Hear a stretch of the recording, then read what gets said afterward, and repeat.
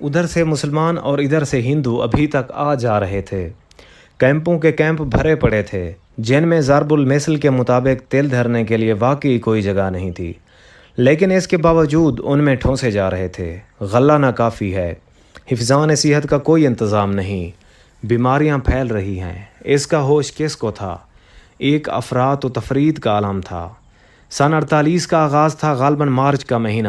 ادھر اور ادھر دونوں طرف رضاکاروں کے ذریعے سے مغویہ عورتوں اور بچوں کی برآمدگی کا مستحسن کام شروع ہو چکا تھا۔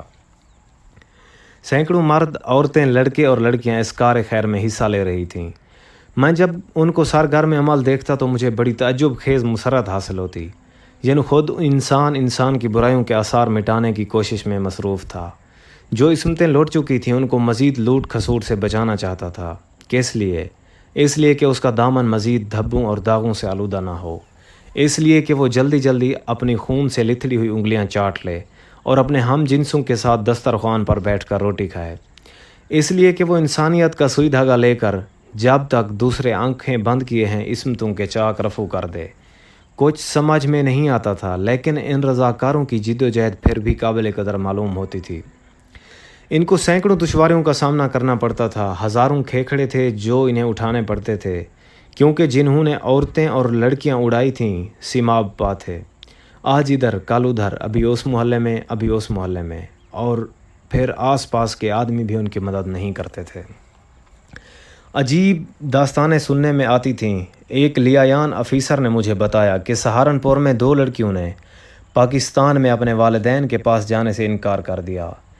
دوسرے نے بتایا جب جلندھر میں زبردستی ہم نے ایک لڑکی کو نکالا تو قابض کے سارے خاندان نے اسے یوں الوداع کہی جیسے وہ ان کی بہو ہے اور کسی سفر پر جا رہی ہے۔ کئی لڑکیوں نے راستہ میں والدین کے خوف سے خودکشی کر لی، بعض صدموں کی تاب نہ ہلا کر پاگل ہو چکی تھیں، کچھ ایسی تھیں جن کو شراب کی لت پڑ چکی تھی، ان کو پیاس لگتی تو پانی کی بجائے شراب مانگتیں اور ننگی ننگی گالیاں بکتیں۔ میں ان برآمد کی ہوئی لڑکیوں اور عورتوں کے متعلق سوچتا تو میرے ذہن میں صرف پھولے ہوئے پیٹ ابھرتے۔ ان پیٹوں کا کیا ہوگا؟ ان میں جو کچھ بھرا ہے اس کا مالک کون ہے؟ پاکستان یا ہندوستان؟ اور وہ 9 مہینوں کی بار برداری، اس کی اجرت پاکستان ادا کرے گا یا ہندوستان؟ کیا یہ سب ظالم فطرت یا قدرت کے ہی کھاتے میں درج ہوگا؟ مگر کیا اس میں کوئی صفحہ خالی رہ گیا ہے؟ برآمدہ عورتیں جا رہی تھیں، برآمدہ عورتیں آ رہی تھیں۔ میں سوچتا تھا یہ عورتیں مغویہ کیوں کہلائی جاتی تھیں؟ انہیں کب اغوا کیا گیا ہے؟ اغوا تو ایک بڑا رومانٹک فعل ہے جس میں مرد اور عورتیں دونوں شریک ہوتے ہیں۔ یہ تو ایک ایسی کھائی ہے جس کو پھاندنے سے پہلے دونوں روحوں کے سارے تار جھنجھنا اٹھتے ہیں، لیکن یہ کیسا اغوا ہے کہ ایک نہتی کو پکڑ کر اس کو کوٹری میں بند کر لیا جاتا ہے۔ لیکن وہ زمانہ ایسا تھا کہ منطق، استدلال اور فلسفہ بیکار چیزیں تھیں۔ ان دنوں جس طرح گرمیوں میں بھی دروازے اور کھڑکیاں بند کر کے سوتے تھے، اسی طرح میں نے بھی اپنے دل و دماغ کی بھی سب کھڑکیاں اور دروازے بند کر دیے تھے، حالانکہ انہیں کھلا رکھنے کی زیادہ ضرورت اسی وقت تھی۔ لیکن میں کیا کرتا؟ مجھے کچھ سوجھتا ہی نہیں تھا۔ برآمدہ عورتیں آ رہی تھیں، برآمدہ عورتیں جا رہی تھیں۔ یہ درآمد اور برآمد جاری تھی، تمام تاجرانہ خصوصیات کے ساتھ۔ صحافی، افسانہ نگار اور شاعر اپنے قلم اٹھائے شکار میں مصروف تھے، لیکن افسانوں اور نظموں کا ایک سیلاب تھا جو عمدہ چلا آ رہا تھا۔ فلموں کے قدم اکھڑا جاتے تھے، اتنے صید کے سب بکھلا گئے۔ ایک لیایان افیسر مجھ سے ملا، کہنے لگا تم کیوں گمسم رہتے ہو؟ میں نے کوئی جواب نہیں دیا۔ اس نے مجھے ایک داستان سنائی۔ مغویہ عورتوں کی تلاش میں ہم مارے مارے پھرتے ہیں، ایک شہر سے دوسرے شہر، ایک گاؤں سے دوسرے گاؤں، پھر تیسرے گاؤں، پھر چوتھے، گلی گلی، محلے محلے، کوچے کوچے، بڑی مشکلوں سے گوہر مقصود ہاتھ آتا ہے۔ میں نے دل میں کہا کیسے گوہر، کیسے ضابطہ یا سافتہ؟ تمہیں معلوم نہیں ہمیں کتنی دقتوں کا سامنا کرنا پڑتا ہے۔ میں تمہیں ایک بات بتلانے والا تھا، ہم بارڈر کے اس پار سینکڑوں پھیرے کر چکے ہیں۔ عجیب بات ہے، میں نے ہر پھیرے میں ایک مسلمان بڑھیا کو دیکھا، ادھیڑ عمر تھی۔ پہلی مرتبہ میں نے اسے جلندھر کی بستیوں میں دیکھا، پریشان حال، معاف دماغ، ویران آنکھیں، گرد و غبار سے اٹے ہوئے بال، پھٹے ہوئے کپڑے۔ اسے تن کا ہوش تھا نہ من کا، لیکن اس کی نگاہوں سے یہ صاف ظاہر تھا کہ وہ کسی کو ڈھونڈ رہی تھی۔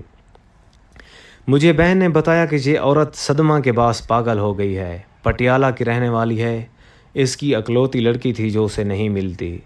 ہم نے بہت جتن کیے اسے ڈھونڈنے کے مگر ناکام رہے۔ غالباً بلوائیوں نے مارا ماری کی ہے لیکن یہ بڑھیا نہیں مانتی۔ دوسری مرتبہ میں اس پگلی کو سہارنپور کے لاریوں کے اڈے پر دیکھا تھا۔ اس کی حالت پہلے سے کہیں زیادہ ابتر اور خستہ تھی۔ اس کے ہونٹوں پر موٹی موٹی پپٹریاں سی جمی تھیں، بال سادھوؤں کے سے بنے تھے۔ میں نے اسے بات چیت کی اور چاہا کہ وہ اپنی مہم تلاش چھوڑ دے، چنانچہ میں نے اس سے بہت سنگ دل بن کر کہا، مائی تیری لڑکی قتل کر دی گئی۔ پگلی نے میری طرف دیکھا۔ قتل؟ نہیں نہیں، اس کے لہجے میں فولادی تیکن پیدا ہو گیا۔ اسے کوئی قتل نہیں کر سکتا، میری بیٹی کو کوئی قتل نہیں کر سکتا، اور وہ چلی گئی اپنی مہم تلاش میں۔ میں نے سوچا ایک تلاش اور پھر مہم، لیکن پگلی کو کیوں اتنا یقین تھا کہ اس کی بیٹی پر کوئی کرپان اور نہیں اٹھ سکتی، کوئی تیز دھار یا چھرا اس کی گردن کی طرف نہیں بڑھ سکتا تھا؟ کیا وہ امر تھی یا اس کی ممتا امر تھی؟ ممتا تو خیر امر ہوتی ہے، پھر کیا وہ اپنی ممتا ڈھونڈ رہی تھی؟ کیا اس نے اسے کہیں کھو دیا؟ تیسرے پھیرے پر پھر میں نے اسے دیکھا۔ اب وہ بالکل چیتھڑوں میں تھی، قریب قریب ننگی۔ میں نے اسے کپڑے دیے لیکن اس نے قبول نہ کیے۔ میں نے اسے کہا، مائی میں سچ کہتا ہوں، تیری لڑکی پٹیالہ ہی میں قتل کر دی گئی تھی۔ اس نے پھر اسی فولادی تیکن کے ساتھ کہا، تو جھوٹ کہتا ہے۔ میں نے اس سے اپنی بات منوانے کی خاطر کہا، نہیں میں سچ کہتا ہوں، کافی رو پیٹ لیا ہے تم نے، چلو میرے ساتھ، میں تم کو پاکستان لے چلوں گا۔ اس نے میری بات نہ سنی اور بڑبڑانے لگی۔ بڑبڑاتے وہ ایک دم چونکی۔ اب اس کے لہجے میں تیکن فولاد سے بھی زیادہ ٹھوس تھا۔ نہیں، میری بیٹی کو کوئی قتل نہیں کر سکتا۔ میں نے پوچھا کیوں؟ بوڑھیا نے ہولے ہولے سے کہا، وہ خوبصورت ہے، اتنی خوبصورت کہ اسے کوئی قتل نہیں کر سکتا، اسے تمانچہ تک نہیں مار سکتا۔ میں سوچنے لگا، کیا وہ واقعی اتنی خوبصورت تھی؟ ہر ماں کی آنکھوں میں اس کی اولاد چندے آفتاب و چندے مہتاب ہوتی ہے، لیکن ہو سکتا ہے وہ لڑکی در حقیقت خوبصورت ہو، مگر اس طوفان میں کون سی خوبصورتی ہے جو انسان کے کھردرے ہاتھوں سے بچی ہے؟ ہو سکتا ہے پگلی اس خام خیالی کو دھوکہ دے رہی ہو۔ فرار کے لاکھوں راستے ہیں، دھوکے ایک ایسا چوک ہے جو اپنے گرد لاکھوں بلکہ کروڑوں سڑکوں کا جال بون دیتا ہے۔ بارڈر کے اس پار کئی پھیرے ہوئے، ہر بار میں نے اس پگلی کو دیکھا، اب وہ ہڈیوں کا ڈھانچہ رہ گئی تھی، بنائی کمزور ہو چکی تھی، ٹٹول کر چلتی تھی، مگر اس کی تلاش جاری تھی بڑی شد و مد سے۔ اس کا یقین اسی طرح مستحکم تھا کہ اس کی بیٹی زندہ ہے، اس لیے اسے کوئی مار نہیں سکتا۔ بہن نے مجھ سے کہا، اس عورت سے مغز ماری فضول ہے، اس کا دماغ چل چکا ہے، بہتر یہی ہے تم اسے پاکستان لے جاؤ اور پاگل خانہ میں داخل کرا دو۔ میں نے مناسب نہ سمجھا، میں اس کی مہم تلاش جو اس کی زندگی کا واحد سہارا تھی، میں اس سے چھیننا نہیں چاہتا تھا۔ میں اسے ایک وسیع و عریض پاگل خانے سے، جس میں وہ میلوں کی مسافت طے کر کے اپنے پاؤں کے آبلوں کی پیاس بجھا سکتی تھی، اٹھا کر ایک مختصر سی چار دیواری میں قید کرنا نہیں چاہتا تھا۔ آخری بار میں نے اسے امرتسر میں دیکھا۔ اس کی شکستہ حالی کا یہ عالم تھا کہ میری آنکھوں میں آنسو آ گئے۔ میں نے فیصلہ کر لیا، میں اسے پاکستان لے جاؤں گا اور پاگل خانے میں داخل کرا دوں گا۔ وہ فرید کے چوک میں کھڑی اپنی نیم اندھی آنکھوں سے ادھر ادھر دیکھ رہی تھی۔ چوک میں کافی چہل پہل تھی۔ میں بہن کے ساتھ ایک دکان پر بیٹھا ایک مغویہ لڑکی کے متعلق بات چیت کر رہا تھا، جس کے متعلق ہمیں یہ اطلاع ملی تھی وہ بازار سبونیا میں ایک ہندو بنیے کے گھر موجود ہے۔ یہ گفتگو ختم ہوئی، میں اٹھا کہ اس پگلی سے جھوٹ سچ کہہ کر اسے پاکستان جانے کے لیے آمادہ کروں کہ ایک جوڑا ادھر سے گزرا۔ عورت نے گھونگھٹ کاڑھا ہوا تھا، چھوٹا سا گھونگھٹ۔ اس کے ساتھ ایک سکھ نوجوان تھا، بڑا چھیل چھبیلا، بڑا تندرست اور تیکھے تیکھے نقشوں والا۔ جب یہ دونوں اس پگلی کے پاس سے گزرے تو نوجوان ایک دم ٹھٹک گیا، دو قدم پیچھے ہٹ کر عورت کا ہاتھ پکڑ لیا، کچھ اس طرح اچانک طور پر کہ لڑکی نے اپنا چھوٹا سا گھونگھٹ اٹھایا۔ لٹھے کی دھلی ہوئی چادر کے چوکھٹے میں مجھے ایک ایسا گلابی چہرہ نظر آیا جس کا حسن بیان کرنے سے میری زبان عاجز ہے۔ میں ان کے بالکل پاس تھا۔ سکھ نوجوان نے اس حسن و جمال کی دیوی سے اس پگلی کی طرف اشارہ کرتے ہوئے سرگوشی میں کہا، تمہاری ماں۔ لڑکی نے ایک لحظے کے لیے پگلی کی طرف دیکھا اور گھونگھٹ چھوڑ لیا، اور سکھ نوجوان کا بازو پکڑ کر بھینچے ہوئے لہجے میں کہا، چلو، اور وہ دونوں سڑک سے ادھر ذرا ہٹ کر تیزی سے آگے نکل گئے۔ پگلی چلائی، بھاگ بھری، وہ سخت مضطرب تھی۔ میں نے اس سے جا کر پوچھا، کیا بات ہے مائی، وہ کانپ رہی تھی؟